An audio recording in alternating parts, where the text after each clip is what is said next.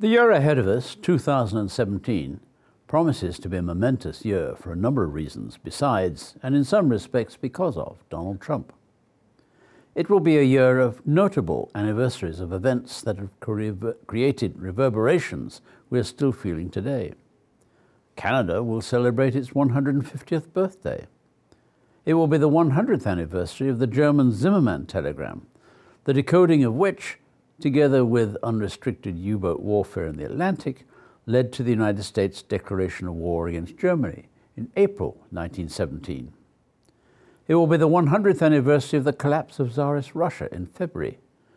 March in our Gregorian calendar, Russia was still using the Julian calendar.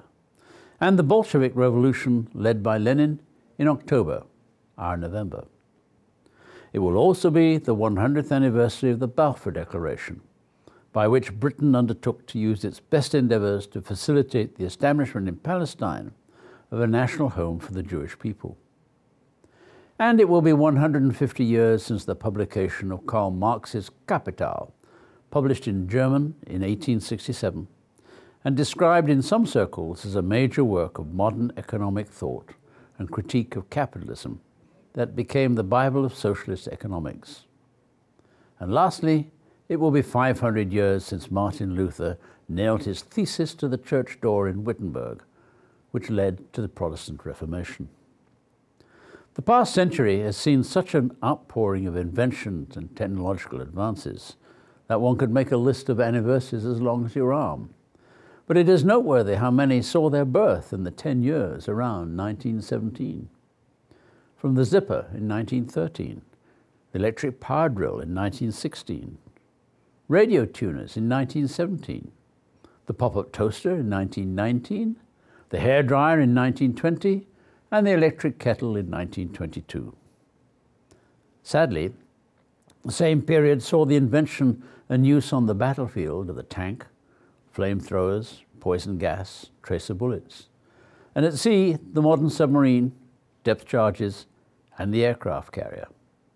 Even, would you believe, the first pilotless drone, developed for the US Navy in 1916 and 1917, originally designed as an unmanned aerial bomb. It never actually entered into service, and the US Navy lost interest in it in 1925. In many ways, the United States' entry into World War I in 1917 can be regarded as marking the real beginning of the American century. And that thought leads one to question whether 2017 will perhaps see the end of that 100-year period of power and authority. The unexpected win of the presidential election by Donald Trump and the persons he has selected to be members of his cabinet have generated alarm among many on the political left. He and his nominated band of brothers and one sister appear to want to run the United States as a business, and to that end will work to eviscerate several of the established agencies of government, which will in turn lead to domestic confrontation and international decline. On the other hand, for many on the political right, a sharp clipping of the wings of government is precisely what is needed and is long overdue. The Constitution, they argue, established a republic of states, each of which jealously guards its own state sovereignty and surrenders to federal government only those powers necessary for national unity and the widely common good. The uniqueness of the American political system, they say, is that the less federal government from the center, the better. According to this view, a return to strengthening the power of individual states at the expense of central government will be good for Jack and Jane Sixpack, as well as for commerce and business interests, and will make America great again. These sharply differing views and the outcome of a very decisive election have left many bruises and what may be described by some as the disunited states of America. The anger expressed at the ballot box has also made it clear that both established parties have lost touch with the people. Hence the populist clamor for an uplifting economic message that Trump recognized and used to advantage, but Clinton did not. Odd though it may at first seem, some of the positions taken by Donald Trump and Bernie Sanders are not that far apart from each other, although in others they are as dissimilar as chalk and cheese. Past political experience has shown that in the medium to long term, populist policies run their course and then lose their traction and anticipated effectiveness. The sheer constraints of government mean that it cannot be run like a business.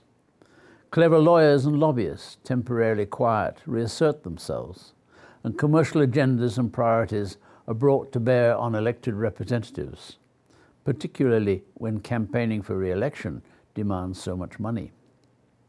And in addition, in the recent election, 97% of congressional incumbents were returned to office, and parliamentary processes and customs cannot be easily brushed aside. So all this raises several questions.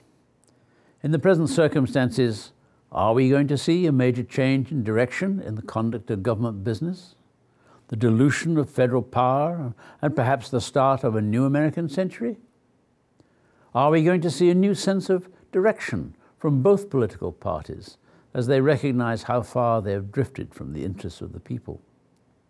Are we going to see productive cooperation between the White House and Congress, or emerging disagreement and discord between a business-oriented executive in the White House and the traditional levers of political and budgetary authority vested in the legislature of Congress? Will there be a return of jobs and a revival of hope among so many who have lost heart?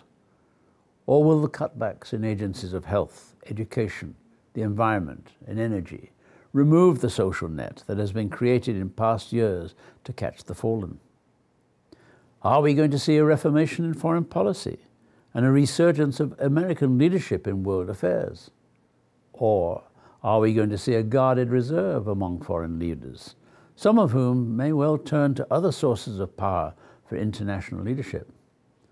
Oh yes, we're in for a momentous year. Fasten your seatbelts.